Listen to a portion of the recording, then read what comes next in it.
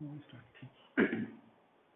आज हम चैप्टर 5 का हमारा जो रिमेनिंग पार्ट रह गया है क्लास 9 और बी बायोलॉजी, इसमें हम पढ़ेंगे आज फंक्शन ऑफ न्यूक्लियस, यानी न्यूक्लियस के क्या क्या फंक्शन होते हैं, न्यूक्लियस किस तरह से काम करता है और क्या क्या रोल प्ले करता है। फर्स्ट पॉइंट है it play a central role in cellular reproduction, यानी न्यूक्लियस जो है सबसे बड़ा रोल प्ले करता है सेलुलर रिप्रोडक्शन में। The process by which one cell divide and form two new cell, यानी ये वो प्रोसेस है जिसके अंदर एक सेल डिवाइड करके दो नए सेल बनाता है। ठीक है, पहला पॉइंट क्या था इसका, it play a central role in cellular reproduction. The process by which cell divide and form two new cell, यानी वो प्रोसेस जिसमें जो है सेल जो है सेलुलर रिप्रोडक्शन में एक बहुत बड़ा रोल प्ले करता है न्यूक्लियस, और उस प्रोसेस के जरिए क्या है, एक सेल जो है दो नए सेल में डिवाइड हो जाता है। सेकेंड है it also play important role in development of cell, यानी ये सेल के डेवलपमेंट में बहुत बड़ा रोल प्ले करता है। सेल का डेवलपमेंट न्यूक्लियस के जरिए ही होता है। ठीक, नेक्स्ट ठीक third point, it also regulate the activities of cell, यानी सेल की तमाम एक्टिविटीज जो है वो सेल के जरिए रेगुलेट की जाती है, यानी सेल जो है तमाम एक्टिविटीज को रेगुलेट करता है। तो फर्स्ट पॉइंट क्या था, it play a important role in cellular reproduction, the process by which cell divide and form two new cell, यानी वो प्रोसेस जिसके अंदर सेंट्रल रोल जो है न्यूक्लियस के जरिए प्ले किया जाता है और ये सेलुलर रिप्रोडक्शन में रोल प्ले करता है, यानी वो प्रोसेस जिसके जरिए सेल जो है डिवाइड होकर दो नए सेल बनाता है। सेकेंड है it also play important role in development of cell, यानी सेल का डेवलपमेंट जो होता है वो इसी प्रोसेस के जरिए होता है, यानी सेल जो डेवलप होते हैं वो इसी प्रोसेस के जरिए होते हैं।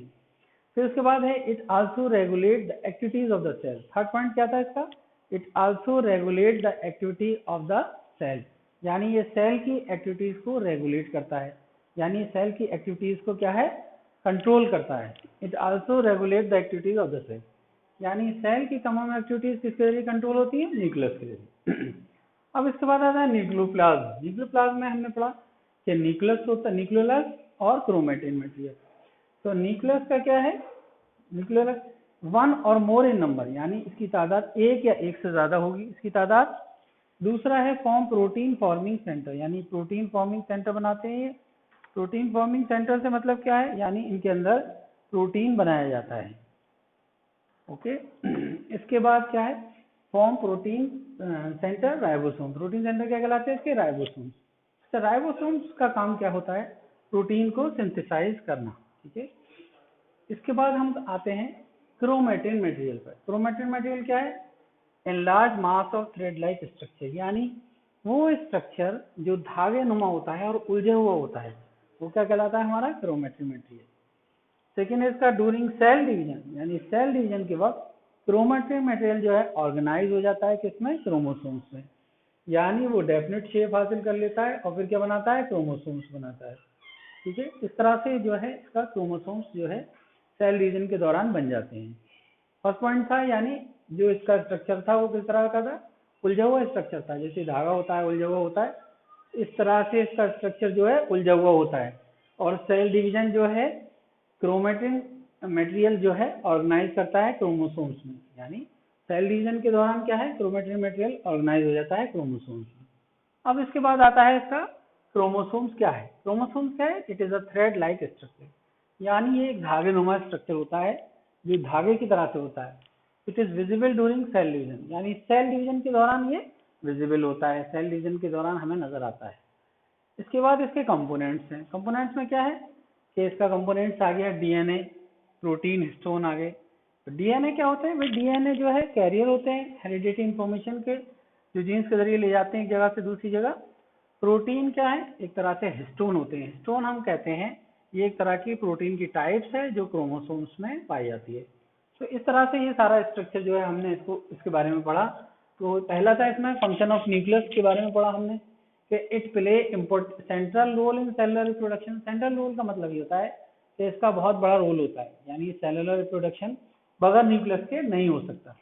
The process by which one cell divide and form two new cell, यानी ये वो प्रोसेस है जिसमें एक सेल डिवाइड होकर दो नए सेल बना देता है। सेकेंड है it also play important role in development of cell, यानी सेल का डेवलपमेंट न्यूक्लियस के जरिए होता है। न्यूक्लियस सेल के डेवलपमेंट में हेल्प करता है और सेल का डेवलपमेंट न्यूक्लियस के जरिए किया जाता है। थर्ड है it also regulate the activities of the cell, यानी सेल की तमाम एक्टिविटीज को कौन रेगुलेट करता है? न्यूक्लियस करता है। न्यूक्लियस के जरिए तमाम एक्टिविटीज सेल की जो है रेगुलेट होती है, यानी all the activities are regulated by the nucleus, तमाम एक्टिविटीज जो है न्यूक्लियस के जरिए रेगुलेट होती हैं। अब इसके बाद आया न्यूक्लियोप्लाज्म। तो न्यूक्लियोप्लाज्म में क्या था? न्यूक्लियोलस था भाई। अब जैसे न्यूक्लियस के बारे में पढ़ रहे हैं हम, वन और मोर इन नंबर, यानी इसकी तादाद क्या है? एक या एक से ज्यादा होती है। It form protein forming centre, यानी ये प्रोटीन के सेंटर्स कायम करते हैं जिसमें राइबोसोम्स आता है। अब राइबोसोम के बारे में हम जानते हैं, राइबोसोम क्या होता है? प्रोटीन सिंथेसिस, यानी प्रोटीन को बनाने का काम करता है। इसके बाद है क्रोमेटिन मटेरियल। तो क्रोमेटिन मटेरियल क्या है? Enlarge mass of thread like structure, यानी वो स्ट्रक्चर जो एक धागे की तरह से उलझा हुआ होता है, पूरा जैसे धागा उलझ जाता है इस तरह से ये स्ट्रक्चर होता है किसका? Chromatin material. तो क्रोमेटिन का मतलब होता है थ्रेड लाइक स्ट्रक्चर। उसके बाद सेकंड था इसका during cell division. Cell division के दौरान क्या है? क्रोमेटिन मटेरियल जो है वो ऑर्गेनाइज हो जाएगा, यानी डेफिनिट शेप ले लेगा किस शक्ल में? क्रोमोसोम्स की शक्ल में। इसके बाद क्रोमोसोम्स, क्रोमोसोम्स क्या है? They are thread like structure, ये थ्रेड लाइक स्ट्रक्चर होते हैं। It is visible during cell division, लेकिन ये हमें नजर कब आते हैं? जब सेल डिवाइड होता है तभी ये हमें नजर आते हैं, उससे पहले नजर नहीं आते। तो it is visible during cell division. इसके बाद कंपोनेंट क्या है इसके? कंपोनेंट में डीएनए आ गया हमारा। डीएनए क्या है? DNA are the carrier of genes, genes के जरिए हेरिडिटी इन्फॉर्मेशन को ले जाते हैं एक जगह से दूसरी जगह, यानी जैसे माँ बाप के असरात बच्चों के अंदर आते हैं वो किसकी वजह से होता है? वो डीएनए या जीन्स की वजह से होता है। इसके बाद है प्रोटीन। तो प्रोटीन है इसकी कंपोनेंट में, तो प्रोटीन में हिस्टोन्स आता है। हिस्टोन क्या है? एक तरह से टाइप्स है प्रोटीन की, और जो क्रोमोसोम्स में जो है पाए जाते हैं। ठीक है। अब इसके बाद आ गया chromatin material, enlarge mass of thread like structure, ये तो हमने पढ़ ही लिया। इसके बाद ये सारे कंपोनेंट एक के बाद एक जो है हमने डिस्कस कर लिए, कि पहले न्यूक्लियस के बारे में पढ़े तीनों पॉइंट, के बाद न्यूक्लियोप्लाज्म के बारे में, फिर न्यूक्लियस के बारे में हमने पढ़ा कि न्यूक्लियस क्या होता है। उसके बाद क्रोमेटिन मटेरियल, फिर क्रोमोसोम्स, और फिर इस तरह से कंपोनेंट ऑफ क्रोमोसोम्स, यानी क्या क्या कंपोनेंट होते हैं, किस किस तरह से ये कंपोनेंट काम करते हैं। ठीक है, ये सारी चीजें जो हमने इसके अंदर डिस्कस कर ली।